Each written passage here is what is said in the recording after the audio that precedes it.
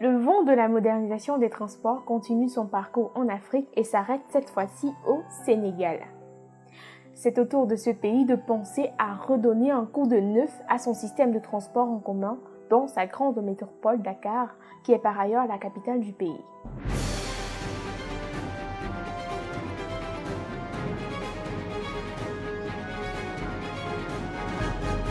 Salut à tous et merci de rester fidèles à Investir Innover en Afrique TV. Avec la vie de plus en plus chère, les Sénégalais doivent également batailler pour le transport au quotidien. Les heures de pointe que sont le matin, le retour des classes et la fin de journée de travail constituent des moments très pénibles aussi bien pour les conducteurs de véhicules que pour les passagers. Les bouchons sont très denses et parfois il faut batailler pour trouver un moyen de transport et se rendre au travail ou à l'école ou alors lorsqu'il s'agit du retour. La région de Dakar est caractérisée par une forte densité urbaine et regroupe l'essentiel des fonctions administratives, politiques, économiques et culturelles du pays. Son nombre d'habitants est estimé à près de 4 millions aujourd'hui, avec une projection de 5 millions d'habitants à l'horizon 2030. Dans le détail, Dakar abrite près de 24% de la population totale du pays, 50% de la population urbaine et 70% du parc automobile immatriculé sur une superficie qui équivaut à seulement 0,3% du territoire national. À ceci s'ajoute bien sûr 30% du déplacement avec les mototaxis. Avec donc un taux d'accroissement moyen annuel de la population de près de 3% ajouté à l'augmentation annuelle du parc automobile à Dakar, environ 10% annuellement, le volume du déplacement, notamment motorisé, sera doublé dans un horizon de 20 ans. C'est donc dans ce contexte que l'État du Sénégal a retenu de promouvoir les transports publics de masse comme le BRT et le TER. Le TER, lui, a déjà été inauguré en fin d'année 2021. Quant au BRT, dans le détail, ça donne 18 km de voies réservées uniquement aux bus qui traversent 14 communes et déversent 23 stations. Le BRT est notamment soutenu par la Banque européenne d'investissement qui finance à hauteur d'environ 52 milliards de francs CFA. La fin des travaux est prévue pour le premier trimestre 2023 et dans la capitale Dakar, les travaux du projet du bus sur voie réservée sont en cours de réalisation. 300 000 voyageurs sont attendus chaque jour. Il s'agit essentiellement de personnes en provenance des quartiers résidentiels périphériques de Dakar et travaillent dans la capitale qui est un grand pôle d'emploi, d'où le projet du BRT. Pour le directeur général du Conseil exécutif des transports urbains de Dakar, l'ambition de l'État sénégalais se résume en une transition vers la mobilité collective. Cette mobilité collective aidera à réduire les mototaxis qui ont une capacité en termes de nombre de personnes très limitée, soit 3 personnes en moyenne, y compris le conducteur.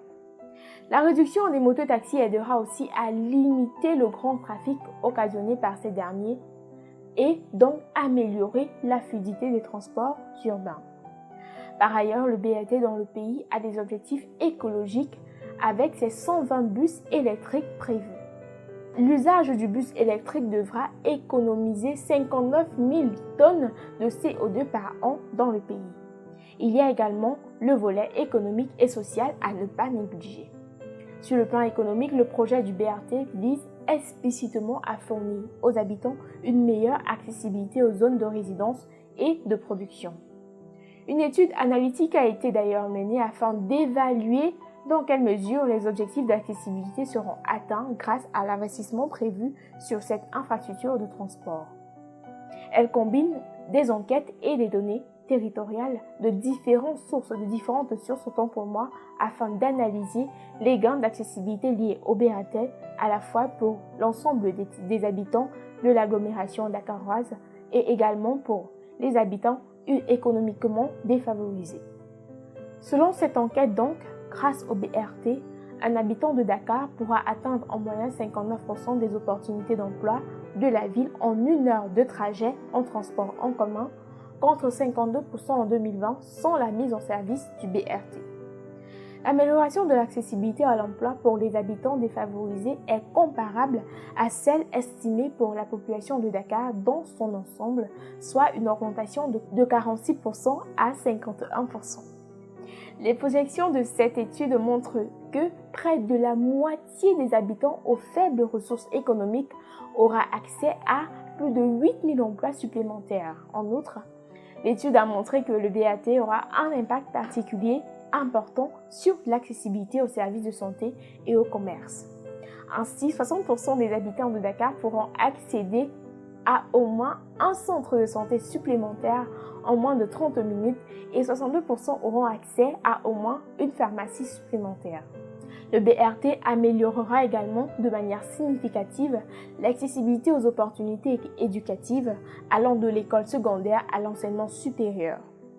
Enfin, l'analyse montre qu'avec le BRT, environ 69% de la population aura accès au quartier d'affaires du centre-ville en moins de 60 minutes aux heures de pointe en utilisant les transports publics contre 57% en 2020 sans le BRT. En résumé donc, l'analyse a permis d'évaluer et plus précisément de quantifier l'effet de l'investissement sur les gains économiques et sociaux au sens large visé par l'État sénégalais et la Banque mondiale à travers les projets de transports urbains. Ainsi, l'étude socio-économique a démontré une très bonne rentabilité économique du projet avec un taux de rendement interne de 14% à 16% selon la valeur de temps retenue qui est de 450 francs par heure ou 600 francs CFA par heure. Concrètement, si la valeur de temps retenue est 600 francs par heure, en un mois, le BRT aura généré environ 430 000 francs CFA. Le rendement interne pour l'État sénégalais sera entre 60 000 francs CFA et 69 000 francs CFA à raison d'un taux de rendement interne de 14% à 16%. Cette rentabilité économique du projet BRT est nettement supérieure au taux de rendement minimal de 9% exigé par l'État du Sénégal, soit environ 39 000 francs CFA par mois. Le projet lui-même est également créateur d'emplois et selon le directeur général du Conseil exécutif des transports urbains de Dakar, la phase des travaux génère à elle seule 1500 emplois directs, plus que nous intégrons nos opérateurs locaux.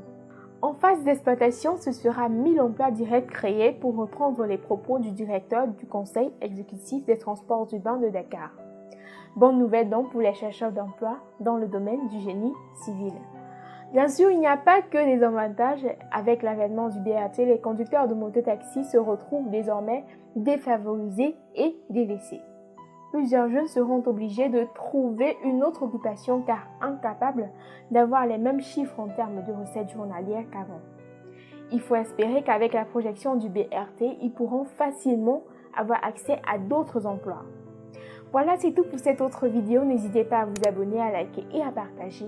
Restez connectés sur Investir Innover en Afrique TV pour de nouvelles vidéos.